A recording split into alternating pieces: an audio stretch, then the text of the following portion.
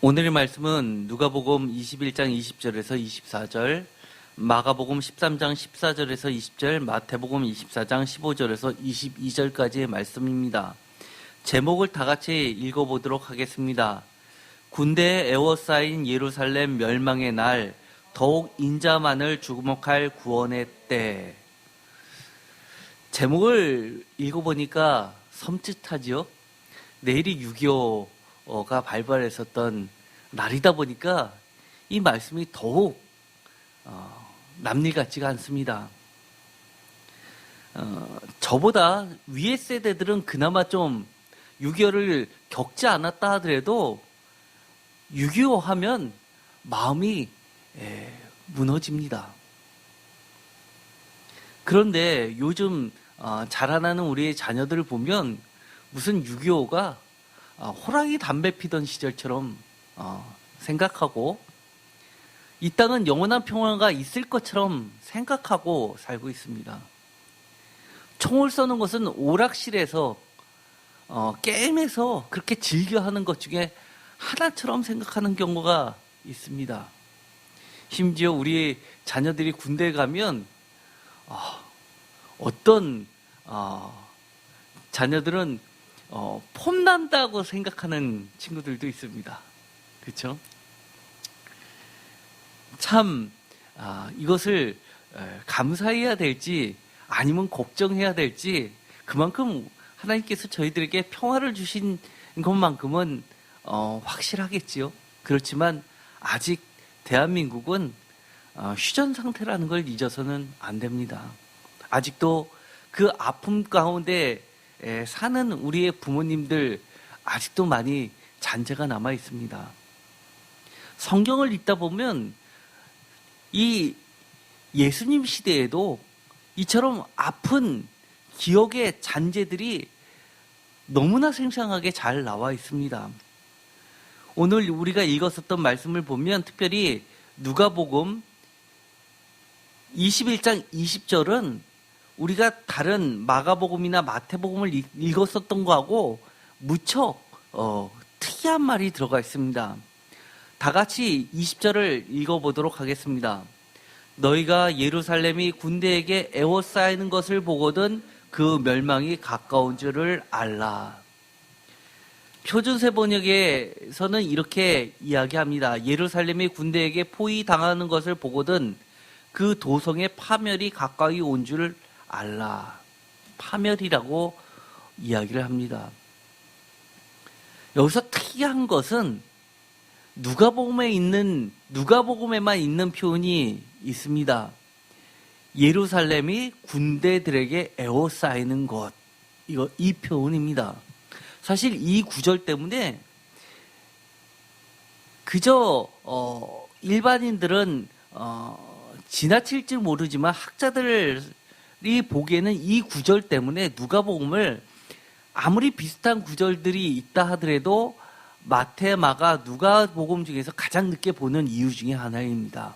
왜냐하면 예루살렘이 로마군에 의해서 멸망당했을 때 유대전쟁이라고 1차 유대전쟁이라고 하는 것이 AD 66년에서 70년, 특별히 AD 70년에 티투스라는 장군에 의해서 멸망당했을 때의 상황을 보다 구체적으로 명시되어 있는 것이 이렇게 군대들에게 에워싸이는 이 표현입니다.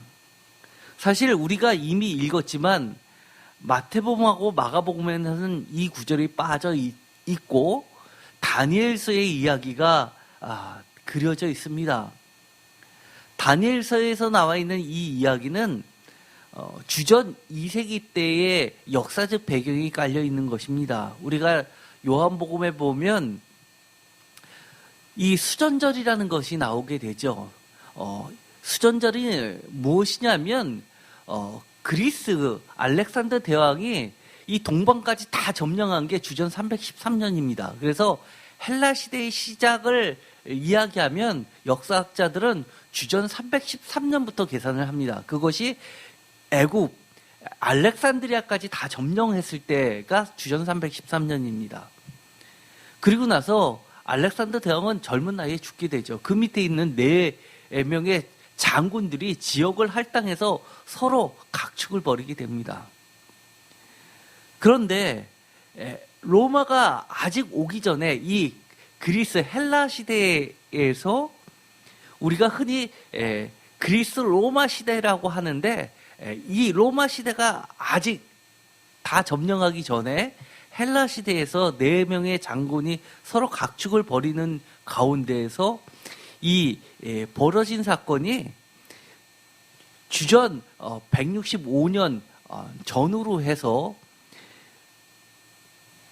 이 시리아의 왕이 이 이스라엘 지역으로 팔레스타인이라고 하는 거죠. 블레셋을 영어로 팔레스타인이라고 그러는데, 외부에서 봤을 때는 이스라엘은 눈에도 들어오지 않고 이 블레셋이 막강한 세력을 갖고 있었기 때문에 팔레스타인이라는 이름이 블레셋에서 나온 겁니다.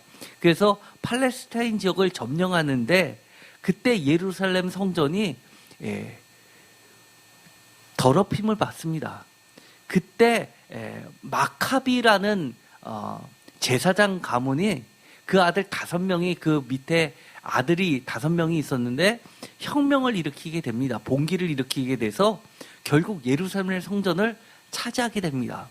그리고 나서 여러 가지 그리스 우상들을 제거하고 성전을 깨끗하게 하는 수전, 전을 고치는 그런 일을 하게 되죠. 그것이 바로 배경이 된 것이 다니엘서입니다. 물론 다니엘은 훨씬 오래전의 인물이죠. 그런데도 불구하고 어떤 통일된 문서로 나와 있지 않다가 그때 이 마카비 혁명이 성공하고 나서 다니엘 시대 때 있었던 것을 수집을 해서 다니엘서라는 지금 우리가 보는 형태대로 해서 문서로 나오게 되는 겁니다. 그런데 성경은 놀랍게도 그러한 것들이 그 시대의 과거의 역사만을 기록한 것으로 끝내지 않고 계속해서 예언 형식으로서 비밀스럽게 내려오게 됩니다. 주님께서는 그 다니엘서의 이야기를 하시면서 예루살렘의 멸망을 예언하시게 되죠. 그것이 마가복음에 있었던 내용입니다. 마가복음이 먼저 기록되고 그것이 마태복음에서 그대로 인용되는데, 그 훨씬 이후인 누가복음에 가면 이 다니엘서 얘기를 빼고 이렇게 예루살렘이 군대에 에워싸이는 것을 보거든 이라고 하면서 실제로 예루살렘의 멸망에 있었던 이야기들 그대로 하게 됩니다. 그래서 이 누가복음이 가장 나중에 기록되었다고 하는 중요한 문구가 되는 겁니다. 우리가 이렇게 보더라도 제가 마가복음에 있었던 내용을 파란색으로 표시를 했고 누가복음에만 나와 있는 것을 노란색으로 표시를 했습니다. 눈에 딱 보이게도 대부분이 다 마가복음에 있는 파란색이 칠해져 있는데, 딱 이 구절만 예루살렘이 군대에게 에워싸이는 그 멸망에 대한 이야기만 누가복음에 들어있다는 것을 알 수 있게 됩니다. 우리가 누가복음에 보면 지난주에서도 굉장히 엄격한, 불가능하지만 그러면서도 종의 얘기를 했던 것처럼, 그렇게 큐라는 것은 누가복음의 원형 형식이었죠. 거기에 누가복음이 많은 이야기를 집어넣습니다. 큐의 내용과 그리고 마가복음의 내용을 같이 넣고 또 누가복음 자신의 고유 자료들을 집어넣어서 이 누가복음이라는 것을 만들게 되는데요. 그 큐라는 것을 보면 왜 그렇게 우리가 생각하기에 말도 안 되는, 불가능한데 왜 책망을 해? 그거를 못 지켰다고 왜 그렇게 따지실까라고 할 정도의 엄격한 제자 규율이 나오게 됩니다. 그것을 보면 왜 그런지가 이해가 됩니다. 왜냐하면 이렇게 제자의 책임을 묻는 이야기가 나오고 나서 큐에 보면 그 다음 나오는 이야기들이 다 종말에 대한 이야기입니다. 누가복음에 보면 17장에 쭉 해서 종말의 이야기가 나오게 됩니다. 종말에서 가장 대표적인 것이 죽음이 있는 곳에 독수리가 있다라는 그 내용이죠. 이건 굉장히 유명한 말입니다. 왜 그러냐면, 왜 이렇게 엄격한 규를 이야기하냐 하면 평상시가 아니라 종말이기 때문에 그렇다는 겁니다. 그만큼 마지막 때가 가까이 왔기 때문에 엄격할 수밖에 없다는 겁니다.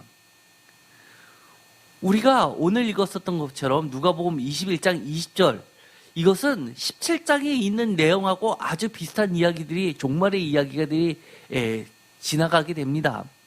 그런데 똑같이 멸망의 이야기를 하게 되는데 이것도 마찬가지입니다. 같은 맥락에서 우리는 봐야 합니다. 왜냐하면 마태복음에서는 특별하게 이 예루살렘의 멸망을 종말과 연관지어서 배치를 해놓고 있기 때문입니다. 어쨌든 간에 이 누가복음에서는 이것을 17장에서 한참 떨어진 21장에서 다시 한번 이야기하면서 아주 자세하게 언급을 합니다. 20절, 너희가 예루살렘이 군대에게 에워싸이는 것을 보거든 그 멸망이 가까운 줄을 알라. 그리고 나서 21장에 보면 얼마나 그 멸망이 가까운지를 나타내는 말들이 나오게 됩니다. 다 같이 읽어보도록 하겠습니다. 그때 유대에 있는 자들은 산으로 도망할 것이며 성내에 있는 자들은 나갈 것이며 촌에 있는 자들은 그리로 들어가지 말지어다. 이 구절을 읽어보면 이상하지 않나요? 우리가 과거 설교들을 구약을 할 때 보면 다윗이 예루살렘을 자신의 도읍으로 정한 이유가 있었습니다. 왜 그랬죠?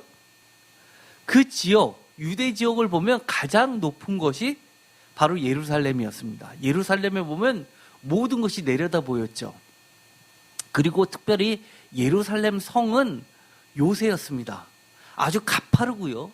한쪽은 깊은 골짜기로 되어 있고, 그래서 요새처럼 되어 있어서 감히 누가 쳐들어올 수가 없었습니다. 다윗도 그것을 점령을 못하는데 사무엘 상하를 보면 몰래 물길으로 나오는 자들을 뒤쫓아가서 그 통로를 발견해서 그것을 점령하게 됩니다. 그야말로 하나님이 거저 주신 걸로 되죠. 그 전까지는 누가 예루살렘 성을 제일 처음 만들었을까라고 하면 우리가 하나의 힌트는 있습니다. 명확하게 나와 있지는 않지만 멜기세덱 들어보셨죠? 아브라함이 전쟁에서 돌아오는데 축복합니다. 멜기는 우리가 말락할 때 왕으로 잘 알고 있습니다. 세덱은 엄격히 하면 째덱입니다. 째덱, 의의 왕, 의의 제사장이 나와서 아브라함에게 축복하는 장면. 그래서 유대인의 전설 가운데는 이 멜기세덱이 이 예루살렘 성을 다스리는 최초의 왕으로 그들은 이해했던 겁니다. 예루살렘 하면 두 가지로 해석됐죠. 우리가 잘 알고 있는 예루살렘 하면 이루는 예루에서 이루로 원어가 이루인데 어근이 이거는 성입니다. 그리고 살렘은 샬롬이라고 번역이 되면 평화의 도시, 째덱으로 번역을 한다 그러면 그것은 의의 도시가 되는 겁니다. 그래서 예루살렘을 그들은 이야기할 때 의의 도시요 평화의 도시 이렇게 둘로 다 같이 해석을 하죠. 그 정도로 평화의 도시라고 하는 이유가 뭡니까? 침범하기가 불가능한 도시라는 겁니다. 거기는 바깥에는 아무리 전쟁이 일어나도 그 도시 안에만 들어가면, 예루살렘 성 안에만 들어가면 평화가 있다는 얘기죠. 그 정도로 요새입니다. 그런데 그때 유대에 있는 자들은 산으로 도망할 것이며 성내에 있는 자들은 나가라고 이야기합니다. 촌에 있는 자는 그리로 들어가지 말지니, 그렇다는 이야기는 예루살렘 성으로 예전 같으면 전쟁이 났다 하면 다 어디로 가면 살 수 있었습니까? 예루살렘 성 안으로 들어가면 살 수 있었습니다. 그런데 그리로 들어가지 말라는 겁니다. 유대에서 예루살렘보다 높은 데가 있을까요? 없습니다. 그 다음 높은 데가 어디일까요? 유대 광야를 지나서 저쪽 유대 광야 끝에 있는 영화에서 자주 나오는 데죠. 마사다 전투 기억나시죠? 최후의 전투까지 벌였던 거기가 높은 데입니다. 그런데 거기는 물이 없다 보니까 마사다에는 그 저수 욕조가 큰 것들이 있었죠. 살아남기 위해서였습니다. 그렇기 때문에 일단 전쟁이 나면 무조건 높은 데로 가야 되는 겁니다. 물만 있으면 버틸 수 있는 거죠. 그래서 히스기야 왕 때 그 실로 안모를 끌어들여가지고 지하 터널을 파서 이 물의 문제를 해결했습니다. 그렇기 때문에 이 다윗성이 그렇게 파멸됐었던, 그렇게 긴 역사 가운데서 파멸됐었던 것이 손가락에 꼽습니다. 첫 번째, 남유다의 멸망 때, 그렇죠? 그 다음이 바로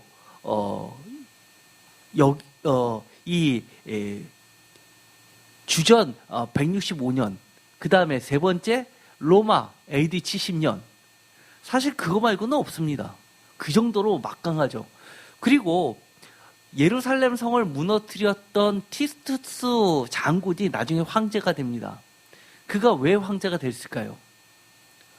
예루살렘 성전을 정복하기 위해서 로마 군대 중에서 정말 막강한 군대를 4개 군단을 끌고 갑니다. 그런데 쉽게 끝나지 않았습니다. 그러자 로마의 원로원들이 난리가 났죠. 그들이 세계 최강이라고 생각했는데 거기서 막힌 겁니다. 무려 6개월 동안 전쟁을 끌고 나서 드디어 정복하고 나서 이 티투스 장군은 원로원의 신임을 받게 됩니다. 물론 그의 아버지 베스파시안이라는 황제, 그도 황제지만 그도 사실은 원래 왕족 출신이 아닙니다. 장군 출신이고 아주 낮은 계층의 평민 출신의 군인 출신이었는데 협력한 공을 세우고 나서 황제로 추대되어서 황제의 혈통이 아닌데 최초로 황제가 된 인물이 그 티투스의 아버지였죠. 그래서 이 티투스도 뛰어난 전서였습니다. 그가 왕이 될 수 있는 것은 아버지가 막강한 권력을 가지고 원로원을 장악하든 아니면 원로원의 신임을 얻을 정도로 협력한 이 군사적 업적을 세워야 되는데 그 희생양이 바로 예루살렘 성전이었던 겁니다. 그렇기 때문에 이 구절을 그런 배경하에서 읽어야 되는 겁니다. 22절에 보면 이렇게 되어 있습니다. 그래서 이것을 22절에는 징벌의 날이라고 이야기합니다. 그리고 23절에 보면 아이 벤 자들과 젖먹 있는 자들에게 화가 있으리니 이 땅에 큰 환난이 있겠다라고 이야기를 합니다. 그러면서 24절에 이것은 유대인들이 들으면 아주 싫어하는 말이죠. 예루살렘이 밟히는데 자기네들끼리 싸우는 게 아니라 이방인들에게 밟힌다는 겁니다. 이것은 그들의 신앙을 짓밟는 겁니다.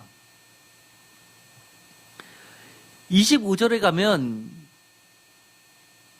1월 성신에는 징조가 있겠고 라고 시작을 하면서 1월 성신에 징조가 있다는 것은 그들이 그날을 무슨 날로 이해했냐면 마지막 때 종말로 이해했다는 겁니다. 26절에 보면 하늘의 권능들이 흔들리겠습니다 라고 이야기하면서 21절 그 유명한 말이 27절에 나옵니다. 다 같이 읽겠습니다. 그때 사람들이 인자가 구름을 타고 능력과 큰 영광으로 오는 것을 보리라. 이 구절은요, 어느 구절을 갖고 온 말씀인가요? 다니엘서의 이야기입니다. 인자가 구름을 타고 능력과 큰 권능으로 오는 것, 이것은 다니엘서에 기록되어 있는 거죠. 이것은 주님께서 자기 자신을 인자, 사람의 아들로 부르면서 하나님의 아들이라고 부르는 것이 아니라 사람의 아들이라고 부르면서 다시 오실 때 구름을 타고 오신다고 이야기합니다. 그래서 이 구절은 우리가 지금도 주기도문에도 들어가 있는 말입니다. 대개 나라와 권세와 영광이 아버지께 영원히 있사옵나이다 라고 하는 이 나라와 권세와 영광, 이것이 구름을 타고 능력과 큰 영광으로 온다는 것에 대한 그 구절이 들어가 있는 겁니다. 그런데 이것이 28절에 보면 이런 일이 되기를 시작하거든 일어나 머리를 들라 너희 속량이 가까웠느니라 하시더라. 표준세 번역은 속량을 구원으로 번역했습니다. 마지막 때는 심판의 날이기도 하고 구원의 날입니다. 이 유대 전쟁이 있었던 예루살렘의 멸망이 있었던 그 때를 누가복음이 기록할 당시는 이미 이 전쟁이 끝난 시점입니다. 과거의 사건을 구체적으로 언급을 하면서 아직 이루어지지 않은 마지막 때를 예견하고 있는 겁니다. 마치 예수님께서 다니엘의 이야기를 꺼내면서 아직 일어나지 않은 예루살렘의 멸망을 이야기했고, 누가복음은 기록할 당시에 이미 예루살렘의 멸망이 된 것을 그 과거의 사건을 아직 이루어지지 않는, 그렇지만 반드시 올 마지막 재림 때를 이야기하고 있습니다. 그래서 우리는 이 이야기를 통해서 그 당시에 예수님 시대 때 전쟁이 이렇게 예루살렘이 무너질 거라고 생각되지 않았던 사람들에게 어떻게 총말을 준비하며 살지를 가르쳤던 것처럼 우리는 그 교훈을 받아야 됩니다. 예수님 시대에는 헤롯 대왕이 무너졌던 성전을 크게 거의 4배에 가깝게 개축을 하던 시대였습니다. 그렇기 때문에 어떻게 보면 평화의 시대라고도 할 수가 있는 겁니다. 비록 이방인의 손 아래에는 있지만 이것처럼 성전이 무너지는 것이 아니라 성전이 점점 크게 세워지던 시대였다는 겁니다. 그때 주님은 예루살렘 성전을 멸망을 예언하셨습니다. 마가복음 13장 14절에 보면 이렇게 되어 있습니다. 멸망에 가증한 것이 서지 못할 것에 선 것을 보거든. 이 구절은 굉장히 중요한데요. 먼저 산으로 도망할지어다. 실제로 나중에 종교사를 보면은요, 예루살렘 성전이 멸망하고 나서 사람들이 주로 어디에 피난을 갔냐? 골짜기로 도망을 갔습니다. 골짜기로 가서 낮은 데로 가서 숨었습니다. 그러나 다 죽게 되죠. 그나마 산이라고 할 수 있는 평지보다 높은 데로 도망간 것이 어디였냐면 마사다. 거기서도 다 죽게 되고, 그 다음에 많은 사람이 또 피난 간 게 뭐냐면 유대 지역을 벗어나서 요단강을 지나서 요단 동편 그리고 갈릴리 쪽으로 쭉 올라가서 펠라라는 곳이 있습니다. 펠라라는 곳은 데가볼리, 데가는 10개죠. 데가볼리, 폴리스는 도시죠. 10개의 도시가 세워져 있는 데가볼리 중에 하나가 펠라인데 그쪽으로 도망갔습니다. 다른 지역보다 조금 높습니다. 그러나 학자들은 이 펠라도 예루살렘 성전보다는 낮기 때문에 주님이 얘기하신 산으로 도망하라 라는 것으로는 해석하고 있지 않습니다. 오히려 영적으로 산, 높은 곳, 하나님께 피하라 라고 해석하는 게 가장 맞습니다. 여기 보면 이 밑에 예루살렘이 유대 지역이고요. 요단 사해가 있고 이 밑에 마사다라는 곳이 있습니다.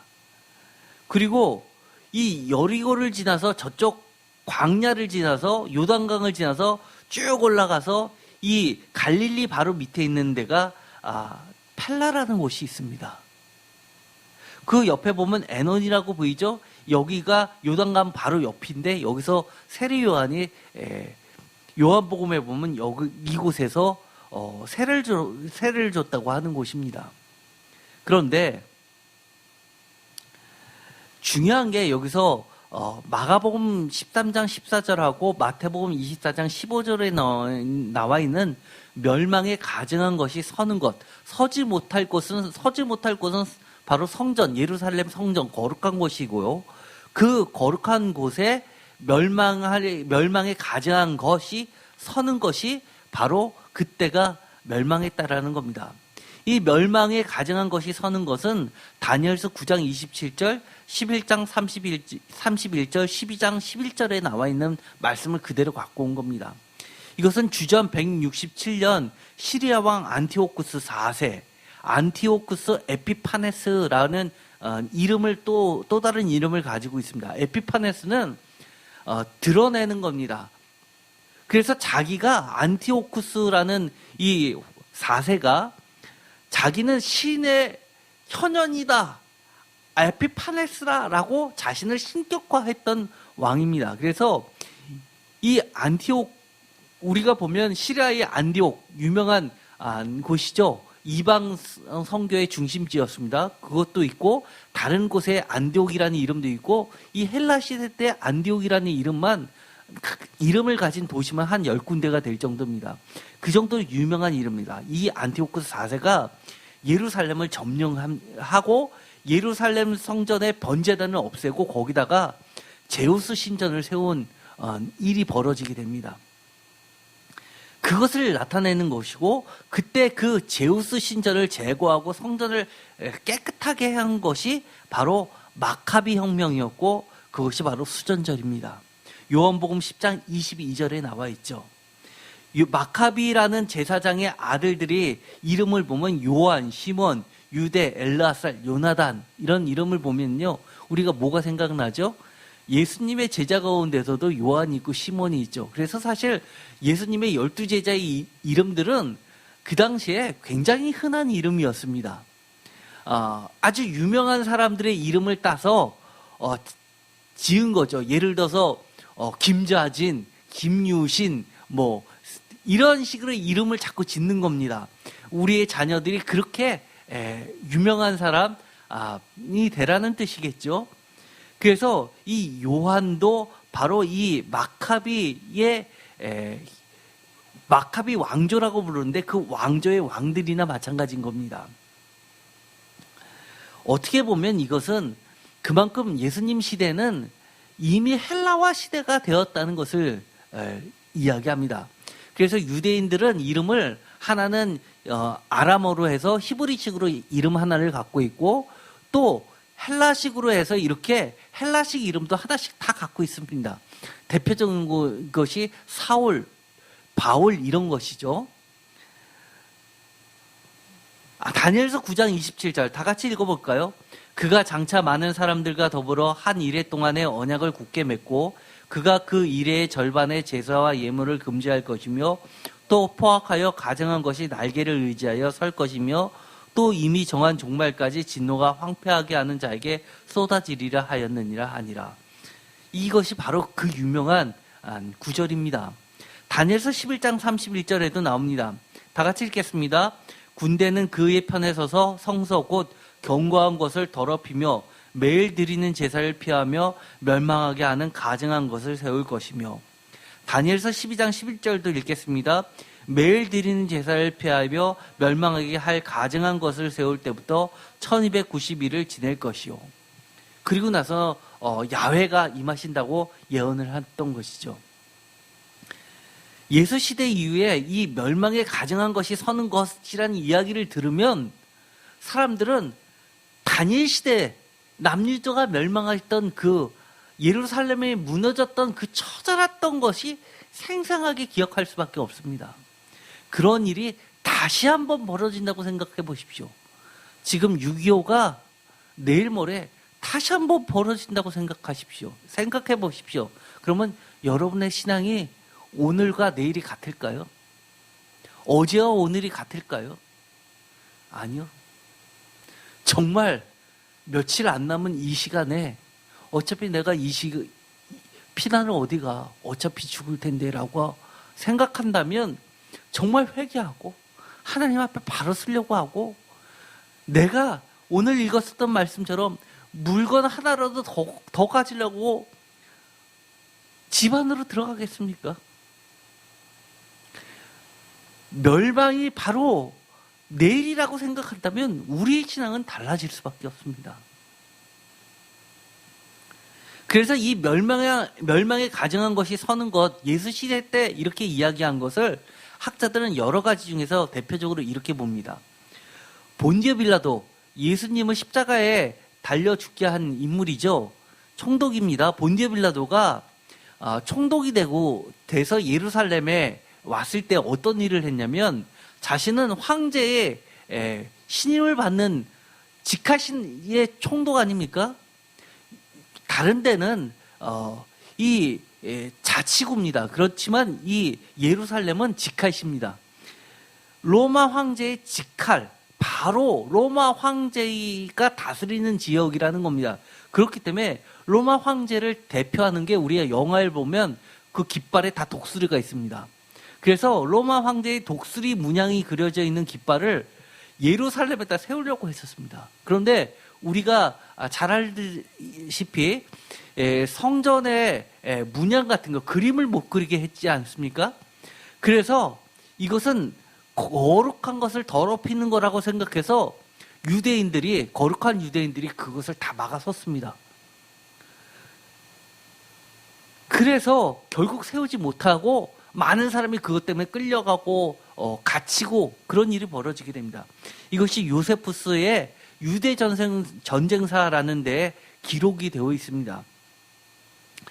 두 번째는 어떤 사건을 또 해석하는 사람이 있냐면 주 39년에서 40년은 칼리큘라 황제, 영화에 자주 나오죠.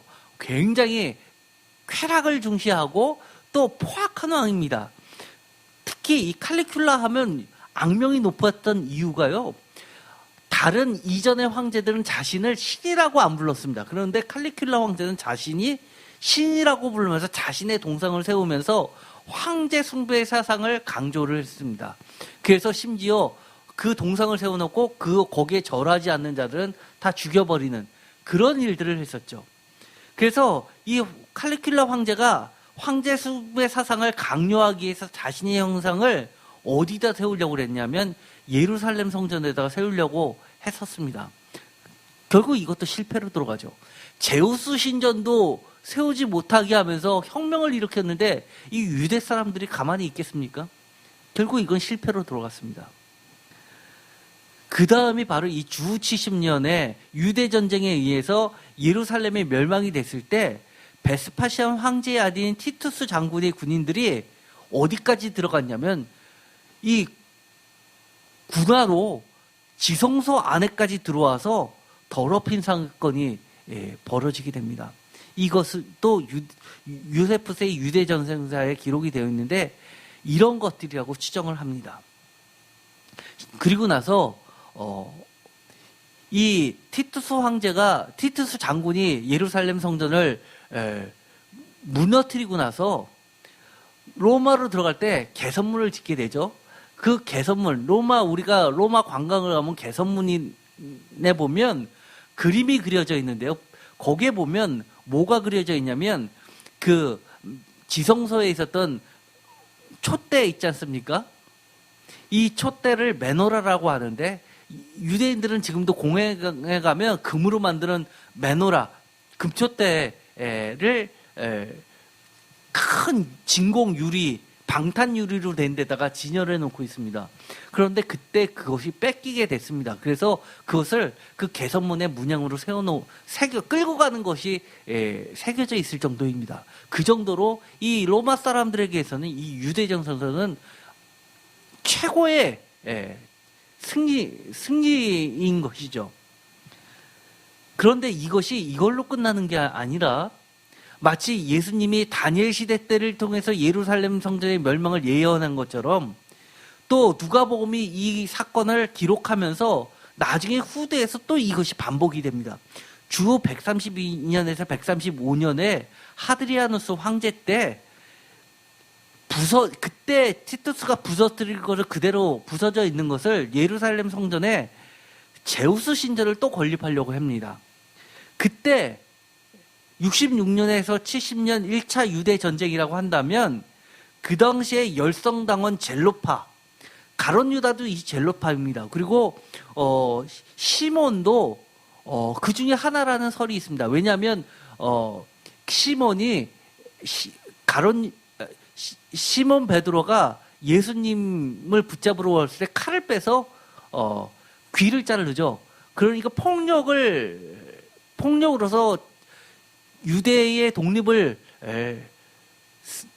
추구했던 자들이 다 젤로파들입니다. 그 후예들이 남아있는데 그 중에서 시몬이라고 부르는 바르코바라는 별칭을 가지고 있는 사람이 주 135년에 전쟁을 일으켜서 이것을 막아내서 일정 기간 동안에 그가 왕의 역할을 하게 됩니다. 이것은 민수기 24장 17절의 말씀을 근거로 해가지고 신앙으로 이 혁명단을 결성하게 되죠. 민수기 24장 17절 이 구절도 굉장히 유명한 겁니다. 다 같이 읽어보겠습니다. 내가 그를 보아도 이때의 일이 아니며 내가 그를 바라보아도 가까운 일이 아니로다. 한 별이 야곱에서 나오며 한 규가 이스라엘에서 일어나서 모압을 이쪽에서 저쪽까지 쳐서 무찌르고 또 셋의 자식들을 다 멸하리로다. 이 구절에서 한 별이라는 것이 바르코바, 별의 아들이라는 뜻입니다. 그래서 이것을 근거로 해서 이 시몬이라는 사람이 내가 시몬 바르코바다라고 하면서 혁명당을 꾸려서 이 제우스 신전 설립하는 것을 막아내는 사건도 벌어지게 됩니다. 그런데 마가복음에도 이 누가복음처럼 같은 이야기들을 하고 있죠. 밭에 있는 자는 거설을 가지러 뒤로 돌이키지 말며 그만큼 급하다는 겁니다. 가까이 왔다는 겁니다. 그날에는 17절 아이 벤 자들과 젖먹이는 자들에게 화가 있으리로다. 이 구절을 읽으면요, 많은 사람이 어떻게 읽냐면요, 전쟁이 나면 제일 피해보는 것이 아이들하고 또 여인들이지라고 생각하는 경우가 있습니다. 그러나 이 구절도 굉장히 역사 그대로를 담고 있습니다. 18절 이 일이 겨울에 일어나지 않도록 기도하라. 이 구절도요, 사실은 굉장히 역사를 담고 있습니다. 실제로 이 예루살렘이 멸망하던 때가 언제냐면 무교절, 6월절 지나서 무교절 때입니다. 겨울이죠. 이스라엘로 치면 겨울입니다. 그리고 또 심지어 이런 말도 있습니다. 안식일이 아니기를, 마태복음 우리가 이미 읽었지만 거기서도 안식일이 아니기를 기도하라라는 나오는데 명절이었기 때문에 안식일에 끼게 되죠. 마가복음 13장 이는 그날들이 환난의 날이라 라고 하면서 20절에 이 이야기를 합니다. 만일 주께서 그 날들을 감하지 아니냐 하셨더라면 모든 육체가 구원을 얻지 못할 것이오늘 자기가 택하신 자들을 그 날들을 감하셨느니라. 이 구절도 그저 우리가 무심코 지나갈 수가 있습니다. 그러나 이것도 역사적 상황을 그대로 반영한 겁니다. 이게 로마에 있는 개선문인데요. 여기에 보면 바로 여기입니다. 이 큰데 보면 여기에 이제 그림이 그려져 있는 거죠. 거기에 보면 이런 그림이 있죠. 이렇게 메노라를 끌고 가는 여기서는 어깨에 메고 가지만요.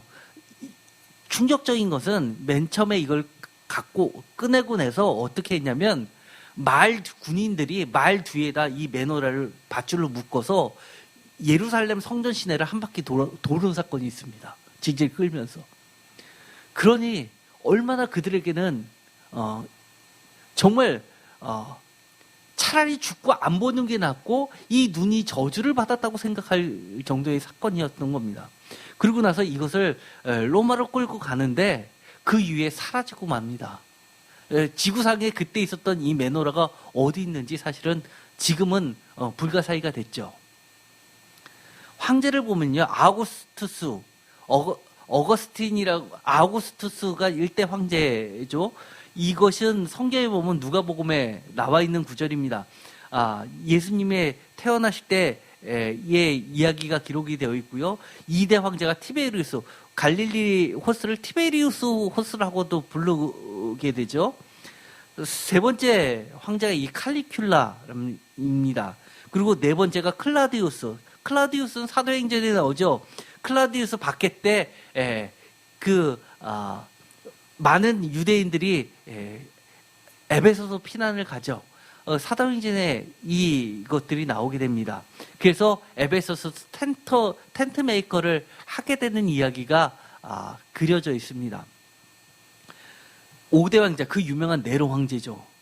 네로 황제, 이 베드로와 바울이 이때 순교를 당하는데요. 얼마나 끔찍했냐면 로마 대회 화재가 일어났고요. 이것으로 인해서 완전히 이 원로의 신임을 잃게 되죠.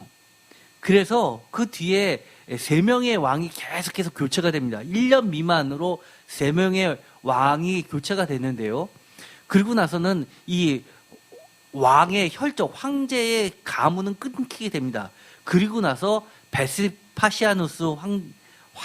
베스파니아누스라는 이 장군이 왕이 됩니다. 원로원의 추대를 받아서. 그리고 나서 티투스 그 아들도 이 예루살렘 성전을 무너뜨리고 황제가 되죠. 그 이후에 도미티아누스 황제가 되는데 이 사람이 바로 네로 황제의 환생이라고 하는 겁니다. 가장 유명한 게 이때 요한계시록이 기록이 됩니다. 그리고 이 뒤에 황제들이 있게 되죠. 그래서 이 하급 출신인데도 불구하고 황제가 될 업적으로서 이 예루살렘의 멸망을 그렸다고 생각해 보십시오. 얼마나 처절하게 비참하게 밟았는지. 유대 고대사에 보면 이런 것들이 나옵니다. 시간이 좀 늦었지만 끝까지 하는 게 나을 것 같습니다. 요세푸스는요, 이스라엘 사람들에게는 우리나라의 이완용 같은 사람입니다. 이 사람도 제사장 출신의 장군이었는데요.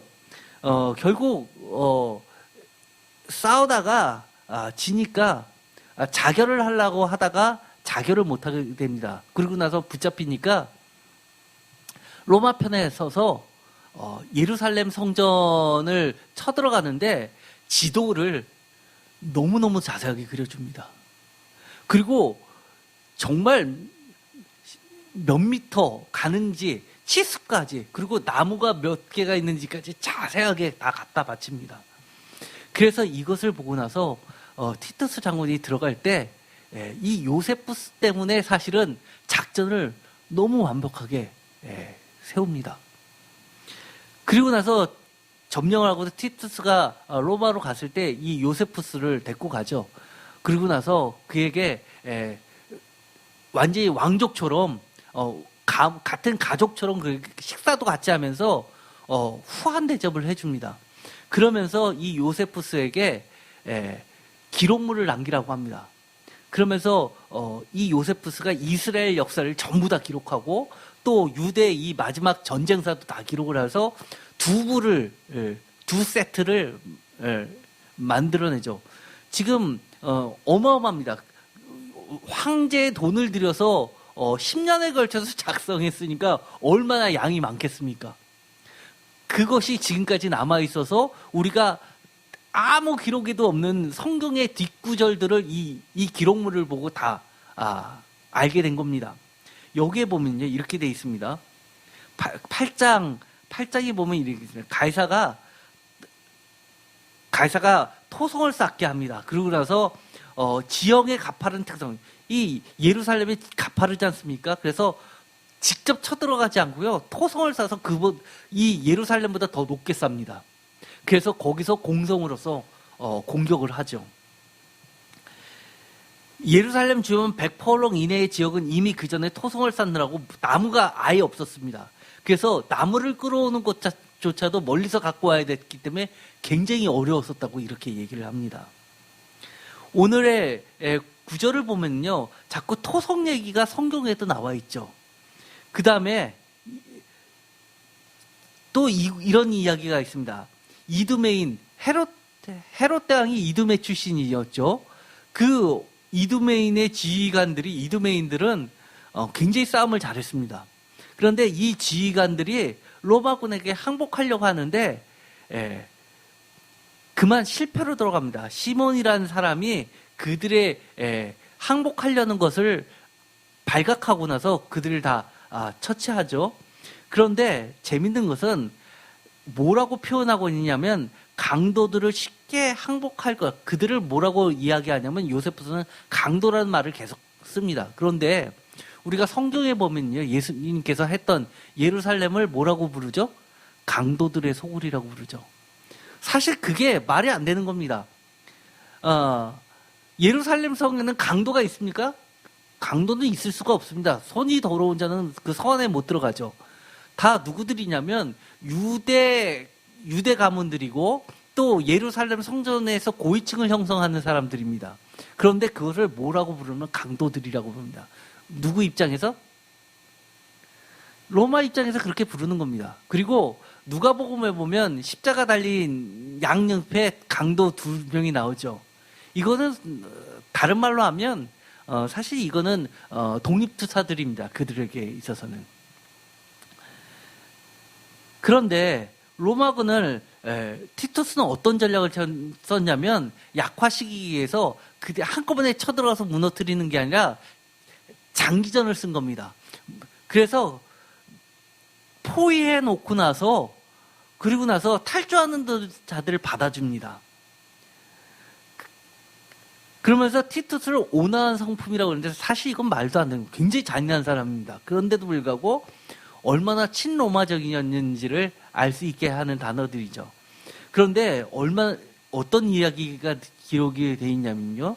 혼자 넘어옴님은 그냥 있게 했는데 부인과 아이들이 함께 넘어오는 자들은 헐값에도 팔 수 있기 때문에 그들은 포로로 잡았다는 겁니다. 혼자 넘으면 돈이 안 돼서 그냥 살려줬는데 가족이 다 같이 넘어오면 노예로 팔아버리기 위해서 그들은 잡았다는 겁니다. 그래서 아이 벤 자들, 아까 성경에 나오는 것은 어린아이들, 부녀들, 이건 돈이 되니까 잡아둔 겁니다. 얼마나 끔찍합니까? 그리고 얼마나 그 당시에 전쟁이 심했냐. 공급 과잉으로 헐값에 팔 수 있어서 노예 시장이 잘 형성이 안 됐었다라고까지 이야기합니다. 그리고 4만 명 이상이 목숨을 건졌고 어디를 가고자 하는 곳에 가도록 허용되었다. 그런데 마지막에 어떤 장면이 묘사가 됐냐면요. 데부티의 아들 예수라고 하는 사람, 제사장이 있었는데 그 사람이 마지막까지도 성전에 남아있었던 제사장의 이름이 예수입니다. 사실 예수는요, 여호수아 히브리식 이름의 여호수아의 헬라식 이름이 이예수입니다. 그래서 예수님 시대도 요세푸스의 기록물을 보면 예수라는 이름이 수십 명이 등장합니다. 굉장히 흔한 이름이었다는 거죠.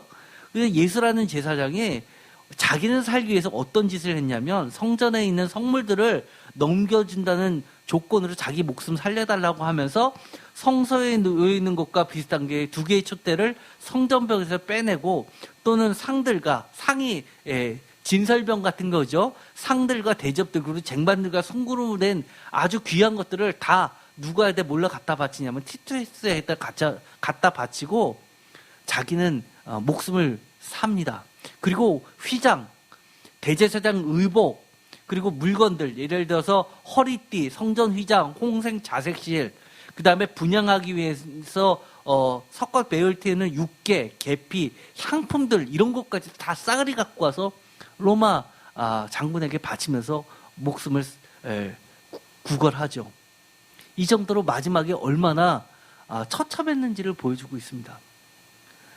그러면서 공성무기로는 뭐라고 이야기하냐면 이 예루살렘을 이길 수가 없었다고 합니다. 왜? 예루살렘이 그만큼 너무나 요새였기 때문입니다. 그러면서 계속해서 강도라는 말을 씁니다. 그러면서 로마군이 붕괴된 성벽으로 진입해서 정말 거저먹기식으로 이기게 됩니다. 그러면서 뭐라고 이야기하냐면 그 망대들은 로마군의 공성망치와 같은 무력으로는 결코 함락될 수 없었던 것이었기 때문에 이것은 정말 행운이라고 이야기합니다. 그러면서 망대에 있는 유대인들을 정복시킬 수 있는 것은 뭐 때문이었다라고 이야기하냐면 기근 때문이었다고 합니다. 우리가 복음서를 읽어보면요. 종말의 때를 이야기하면서 기근을 이야기합니다.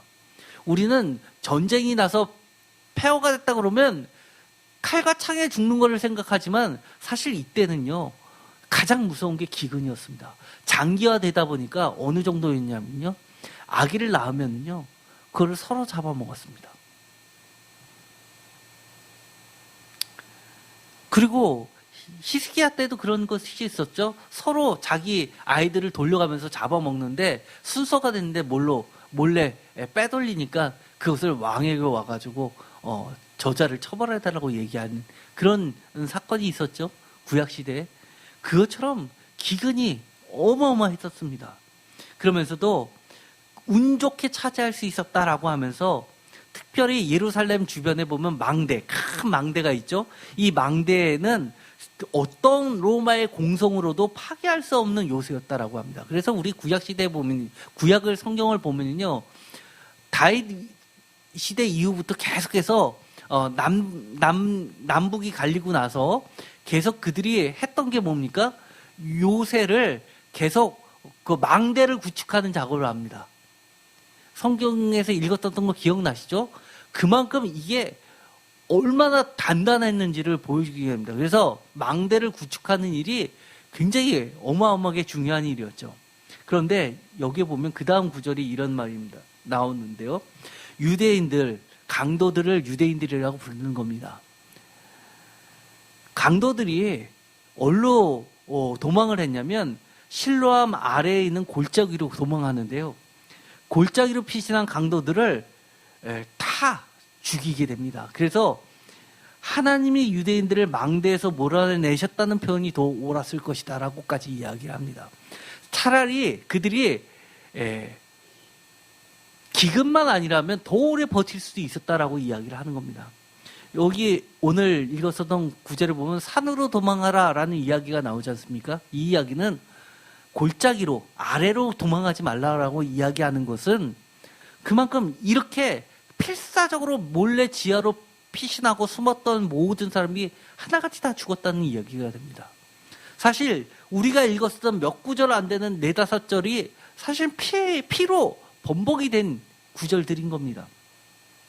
그래서 완전한 승리를 끝내고 나서 이렇게 승리를 거두고 와서 보니까 뭐라고 이야기하냐면 로마 병사들은 오히려 어리둥절했다는 겁니다. 성안이 얼마나 튼튼했는지 어떻게 우리들이 이것을 이길 수 있었지라고 오히려 의아하게 생각했다는 겁니다. 그래서 그들이 예루살렘에서 방화한 불길이 죽은 자들의 피에 의해서 꺼질 정도로 그렇게 나중에 몰살을 시켜버립니다.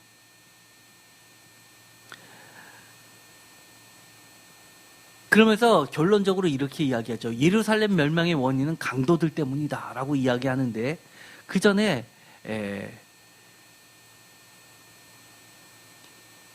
이 기록물에 보면 이런 말을 하는 게 나옵니다. 손도 대지 않고 점령하고 또 이 기근이 얼마나 심했는지 거기에서 많은 약탈물이 있었는데도 병균이 무서워서 가져가질 않을 정도였다고 이야기합니다. 그런데 이 팁스가 점령하고 나서 망대만큼은 놔뒀다는 겁니다. 왜? 탑처럼 기념물로 이렇게 단단한 예루살렘 성전을 자기가 예루살렘 성을 정복했다라는 걸 남기기 위해서 망대는 남기고 성벽의 일부분만 남기고 다 없애버립니다. 그러면서 어떻게 이겼지라고 스스로도 이야기하는데 그것을 뭐라고 이야기하냐면 차라리 하나님이 이기게 하셨다라고 인정하게 만드는 사건이었다고 이야기합니다. 그리고 나서 심지어 강도들을 독립군 저항군들을 다 처형하는데요. 키가 크고 잘생긴 자들은 뽑아서 승리의 기념품으로 가져갔고 17세 이상은 결박을 하고 이 예굽에 있는 노예로 팔고 작업장에 보내버리고 그리고 심지어 선사품을 선물로도 사람을 줬다는 겁니다. 아니면 경기장에서 칼이나 사나운 맹수들에 의해서 죽어갔습니다. 11,000명이 굶주림으로 아사를 했고요. 그래서 이 도대체 얼마나 많은 숫자를 죽였는지 파악해 볼 때 사망자의 숫자는 110만 명, 유대인.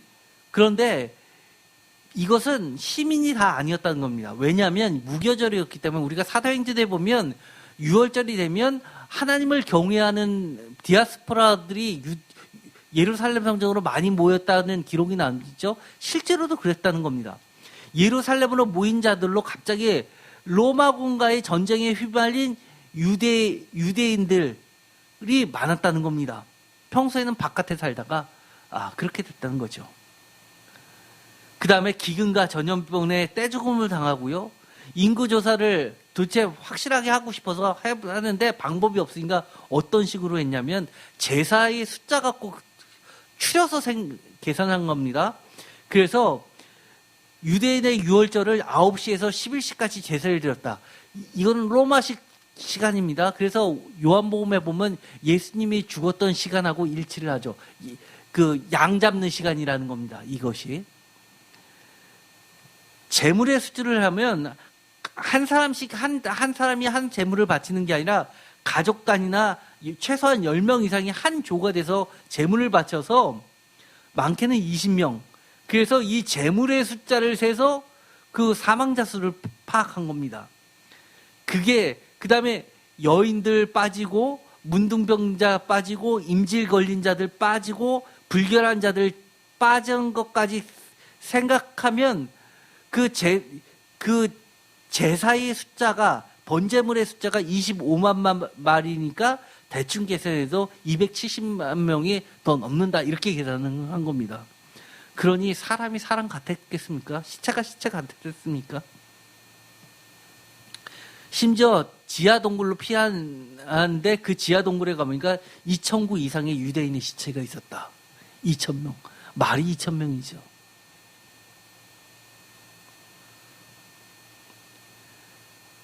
그러면서 이 예루살렘의 역사를 다루는데 이 멜기세덱이 이야기를 합니다. 그때부터 지금까지 예루살렘이 무너진 데는 별로 없었다는 거죠. 그러면서 이 사건이 그 정도로 대단한 사건이라고 치켜 세우게 됩니다. 이 요세푸스는 왜 배신을 했냐라고 했을 때 나중에 이렇게 이야기합니다. 예루살렘은 하나님의 저주를 받아서 하나님이 멸망시킬 거라고 예언했기 때문에 나는 예레미야처럼 그렇게 선택했을 뿐이다라고 변명을 하게 되죠. 그래서 사실 이 요세푸스는 평가를 둘로 합니다. 유대인의 입장에서는 그야말로 한국의 이황영 같고 역사학자들이 봤을 때는 이 요세푸스가 아니면 이 성경에 있는 글자 그대로가 그냥 추상적인 글자가 아니라는 것을 처음으로 알게 되는 겁니다. 우리가 성경을 읽을 때 추상적으로 읽는 것들 이거 말고도 많이 있죠. 예를 들어서 우리가 종말에 대한 성경 구절들을 읽으면 언젠가 오겠지. 그렇지 않나요? 그러나 막상 인자가 오시는 날을 상정한다면 주님께서 마가복음, 마태복음에 누가복음에 다 기록한 그 구절 그대로의 일들이 다 이렇게 누군가가 요세푸스처럼 기록한다면 깜찍한 일들이 그대로 벌어질 겁니다. 요한계시록에 보면 그런 기록들 너무 많잖아요. 화로라. 독수리 떼가 날면서 나팔 재앙이 시작하기 전에 독수리가 날면서 외치는 말이 있습니다. 화로다. 누가복음에 보면 이런 이야기가 있죠. 죽음이 있는 곳에 독수리가 있다. 독수리를 보면 마지막 때가 가까운지를 알라는 겁니다. 징조가 있다는 겁니다. 우리가 더 이상 성경책을 그저 여러 것들을 나열한 글자로 보지 말고 이 요세푸스의 기록물을 보면 이 성경은 그나마 많이 미화되거나 약화돼서 감정을 절제해서 아주 정돈된 형식으로 표현했을 뿐입니다. 그러나 우리가 사람의 말로 풀자면 요한계시록은 진짜 아무것도 아닐 겁니다. 우리가 6.25 두 번 다시 겪기 싫잖아요. 저는 안 겪어봤지만 그 기록물들이나 또 부모님들로부터 들은 이야기를 들으면 정말 상상하기도 싫습니다. 그렇다면 우리가 신앙생활을 어떻게 해야 될까요? 신앙생활이 정말 글자의 추상적인 개념이 아니라 살아있는 역사와 정말 오늘 나에게 하나님이 주시는 경고로 우리가 읽어나갔으면 좋겠습니다. 오늘 주님이 누가복음에서 이야기하는 것처럼 너희가 예루살렘이 군대에게 에워싸이는 것을 보거든 그 멸망이 가까운 줄을 알라. 우리는 지금 어느 시대에 살고 있습니까? 멸망이 가까운 시대에 살고 있습니다. 그러나 그나마 우리가 위안을 갖고 소망을 갖고 평화를 바라볼 수 있는 건 28절입니다. 다 같이 읽겠습니다. 이런 일이 되기를 시작하거든 일어나 머리를 들라 너희 속량이 가까웠느니라 하시더라. 왜요? 27절 다 같이 읽겠습니다. 그때 사람들이 인자가 구름을 타고 능력과 큰 영광으로 오는 것을 보리라. 아멘. 우리가 인자 오시는 날 이렇게 끔찍한 일을 겪는 것이 아니라 구원의 날 속량이 되기를 위하여 우리가 오늘도 열심히 신앙 붙잡고 살게 되기를, 우리만 사는 것이 아니라 우리 자녀들에게 호랑이 담배 피던 시절처럼 듣는 성경 이야기를 그게 아니라고 가르쳐줬으면 좋겠습니다. 기도하고 마치겠습니다. 하나님 감사합니다. 오늘 우리가 하나님의 말씀을 읽으면서 또 요세푸스가 남긴 그 역사의 기록물들을 2000년이 지난 지금 다시 한번 생생하게 읽으면서 정말 우리가 신앙을 바로잡을 수 있게 하여 주옵소서. 오늘을 마냥 영원한 평화의 시대로 사는 것이 아니라 주님의 경고를 들으면서 마지막 때가 가까워왔음을 깨닫고 우리의 신앙을 다시 한번 깨워서 살게 하여 주시옵소서. 예수 그리스도의 이름으로 기도드렸습니다. 사망에서 영원한 생명을 주신 오직 예수 그리스도의 십자가와 부활의 은혜와 태초부터 택정하시고 우리보다 먼저 사랑하신 하나님의 그 크신 사랑하심과 끊임없이 말씀과 권능으로 역사하시는 성령님의 교통하심이 오늘 신령과 진정으로 예배드린 모든 성도님 머리 위에 영원토록 항상 함께할지어다. 아멘.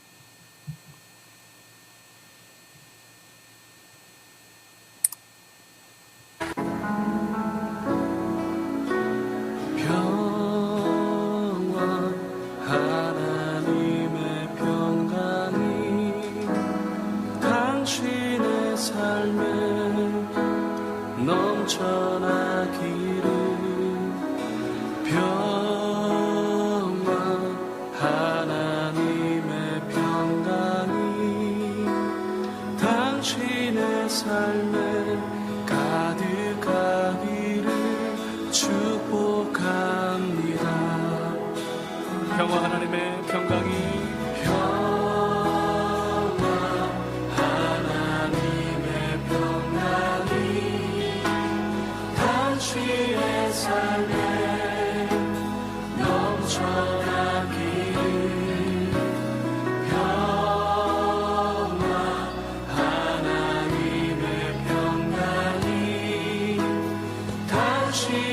삶에 가득한